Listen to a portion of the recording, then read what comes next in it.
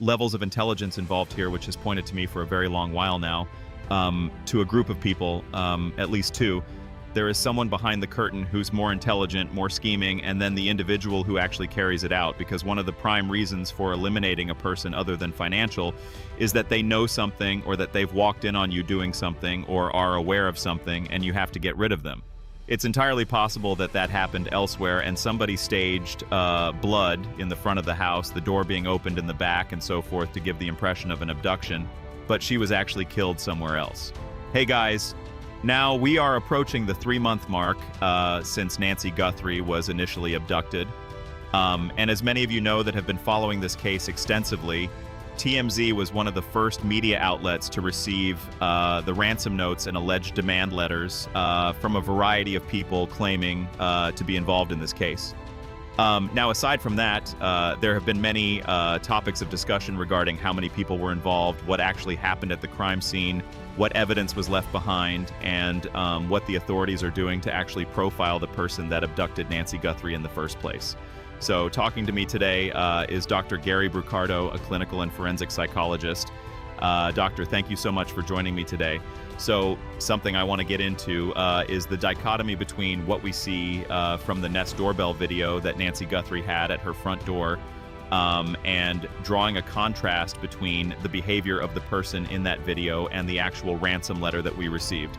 Now, I can't exactly get into what it says specifically, but it seems to us, at least, and to also the authorities, that the person writing this letter was most likely the person that abducted Nancy Guthrie, but also someone that is very astute, someone that knew what they were doing, and someone that had been planning this abduction for a very, very long time.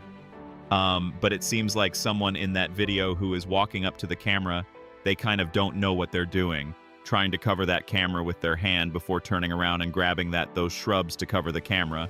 He seemed very disoriented, didn't seem like he was a career criminal. What are some things that stand out to you? I think it's very astute to pick up on the fact that there are likely multiple psychologies and multiple levels of intelligence involved here, which has pointed to me for a very long while now, to a group of people, at least two, that are involved in this situation. I think that the individual that we see on the camera is likely a stoogie or a goon or a hired person or a Confederate who wasn't as emotionally involved in this, who saw this essentially as a gig, a task. The lack of emotionality points not only to not particularly feeling invested in or caring about the victim, but can also point to a person who is way too cool under pressure when committing, being about to commit, or having committed a horrendous offense, which can suggest a person with a kind of psychopathic character structure. Normal individuals or even career criminals who are not psychopathic are going to show a little bit of physiological activity when they're about to do something horrible. They're a little nervous even just about capture. The only evidence of fear of capture on the video was the costume that the person wore, which was not especially professional. I do think that your question is in line with my sense that what we have here is what I've called the waiter and chef idea, right? That there is someone behind the curtain who's more intelligent, more scheming, and then the individual who actually carries it out, about whom I think the mastermind figure couldn't care less. So you're intimating there is a mastermind behind this entire thing that, you know, subsequently hired somebody else to conduct the abduction, or at least knows them, is in some confederacy with them financially or for some other reason. I think the motives of the individuals are a little different. Probably there's a financial element, but it's entirely possible that the person behind the curtain, who I am convinced in to some degree, whether minor or major, knew the victim. That individual may have had a mixture of motives. There could have been an emotional element mixed in there too. Looking at this case very carefully, using statistics and likelihoods and years of experience with this stuff, I am convinced, as are many of my colleagues, that what went on here falls into one of two general buckets. We have ruled out the likelihood of a sexual motivation, a clear robbery situation that went haywire. What we're left with is the question of whether there was an abduction attempt for money that went south, and then somebody attempts to collect the money anyway through ransom, or there's some mixture of real attempt to collect ransom and phony people that are just parasitically trying to reach out to the family for money. And the second likelihood is that there is someone who knew the victim wished to eliminate her for some reason and created a charade of there having been an abduction where it was actually just a homicide. When a ransom note is written, the person isn't even with us anymore. That is a phenomenon that in my work I have called elimination murder. And it is very typical in an elimination murder to create the impression that an outsider with no connection to the victim came in and did it. And you work very, very hard to cover your tracks and conceal your connection to the individual. However, if you're not a career criminal, you mess up and you don't fake or stage a more likely motivation for an intruder like a sexual motivation or a robbery.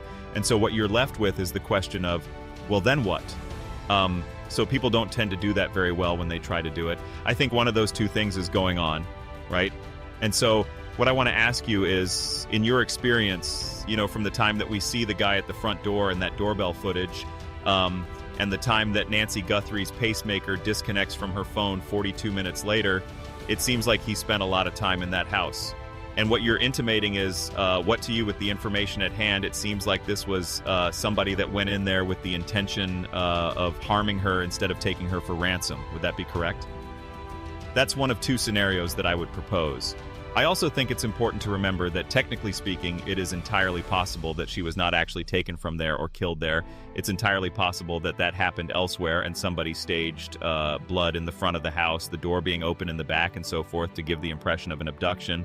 But she is actually killed somewhere else, or whatever fate befell her, I'm sorry to say, somewhere else.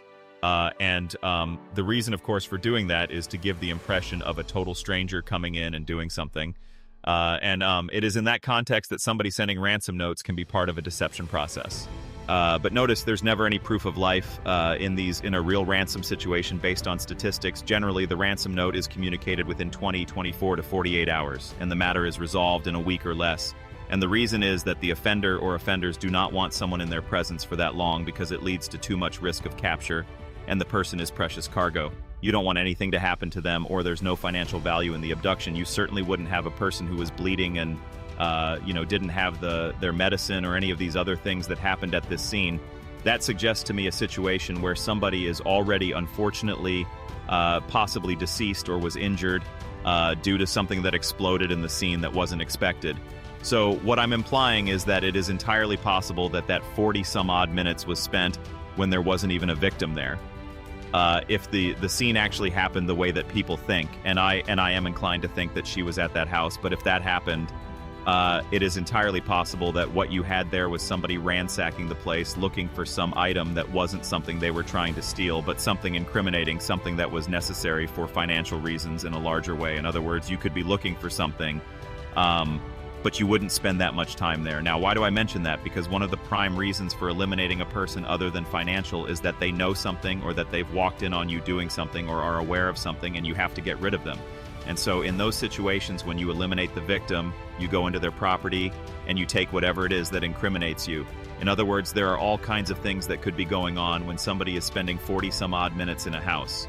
But as I said, the two most likely situations, elimination, may masquerading as an abduction, where there was some need to eliminate her for personal reasons, or an abduction that went south and you try to get the money anyway. So it seems like to me that you're obviously leveraging your extensive experience in the field and comparing cases that you've seen firsthand to this one. Is there a certain case that stands out to you that you can draw a parallel from? It depends on which of those two scenarios is true. If the scenario is an abduction attempt that went south, the most infamous case that would come to mind would be the abduction of the Lindbergh baby. Where, to me, it's pretty clear that somebody went, up a ladder to abduct that child, and between being placed in the duffel bag and carried down, the child died, and the offender tried to collect ransom anyway. And in that case, I think what we see is a mixture of motives, where there's a financial motivation and also a desire for infamy, for connection to a prominent person, because forever, you can't look up Charles Lindbergh with all of his achievements without reading about the person who took his child. So they're bound together forever in history, right? That's one thing that happens. In the other case, when you're talking about what could be a staged abduction, there are many cases of what I've called elimination murder, where so a simple example that comes to mind is the Susan Smith case, where a woman had 2 children who were an impediment to a romance. Her significant other, her boyfriend, didn't want children, so she drowned them and created a story that a man pulled up in the car, carjacked the vehicle, took the children off, and then they were gone, and she cried crocodile tears on TV and so forth. So what you had was the staging of a story in which a total stranger with no clear motive did something where really the goal was to get rid of the children because they were an impediment to you. And so those kinds of stories are actually, fairly common, but because you're dealing with unsophisticated offenders, they don't do a good job of it and you catch them. With the information at hand, is it possible for you to build some kind of a profile on who this person might be? It depends if you're talking about the individual on the camera or the individual behind the camera.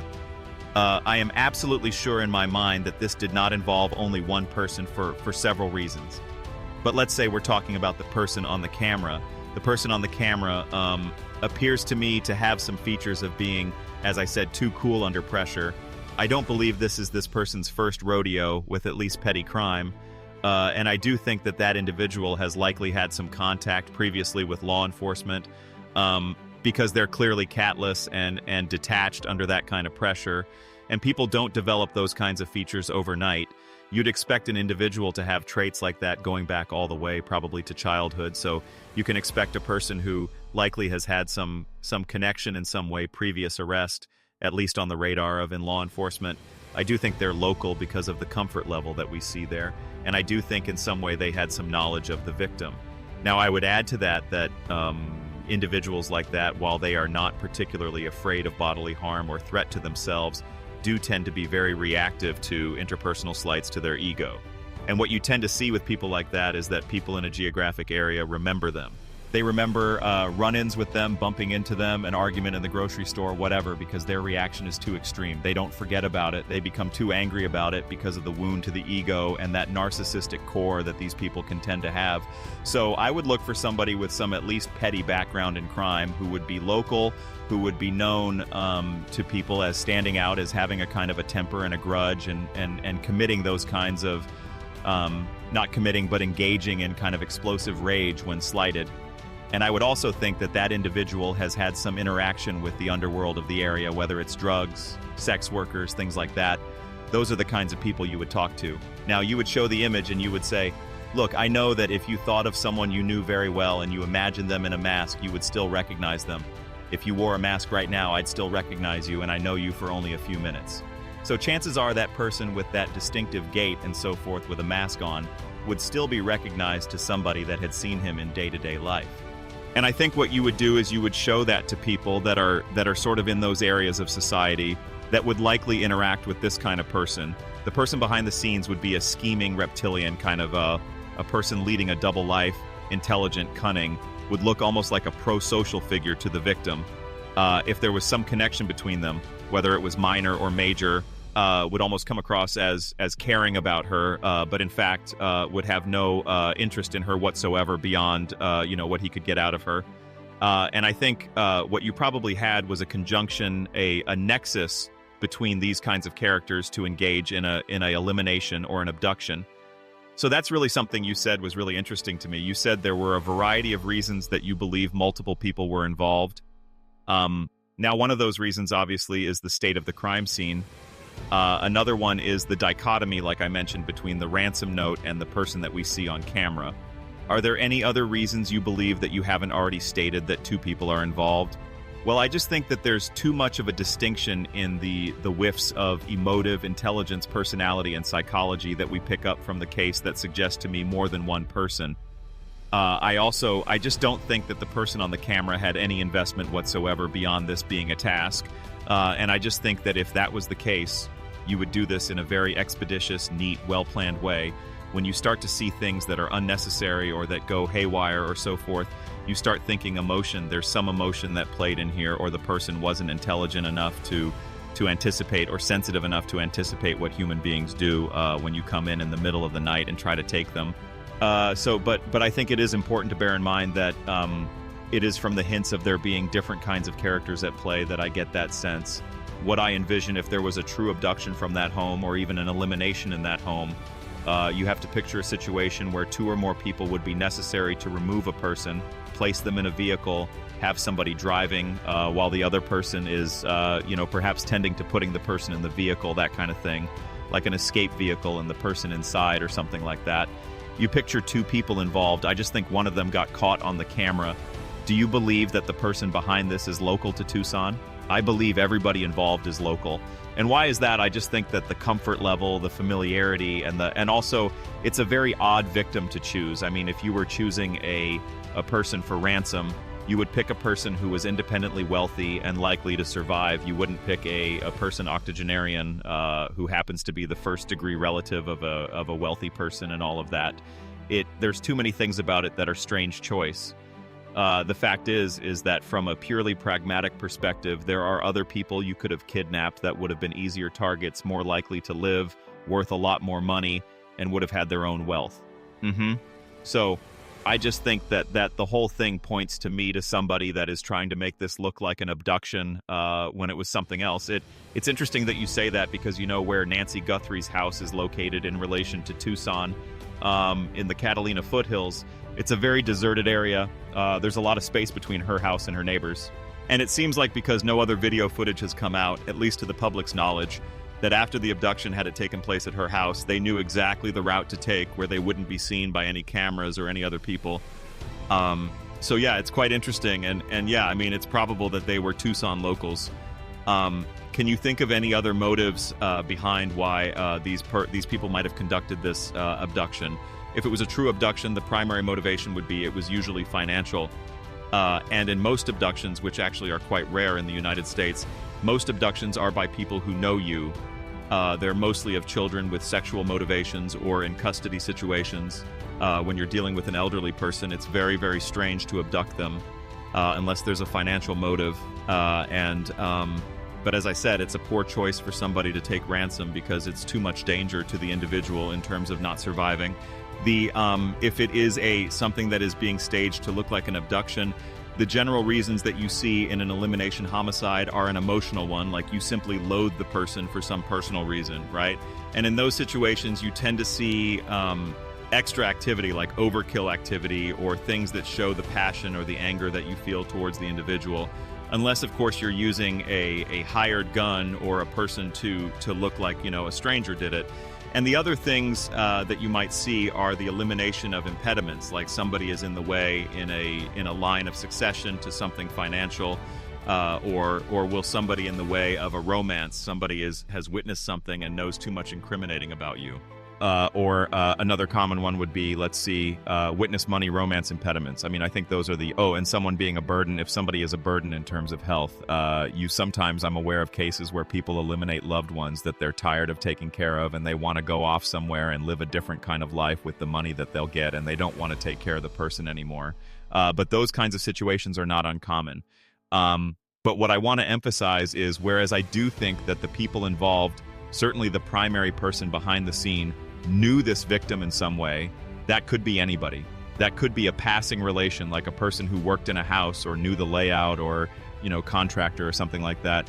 Or it could be a person that you really thought cared about you in your private life.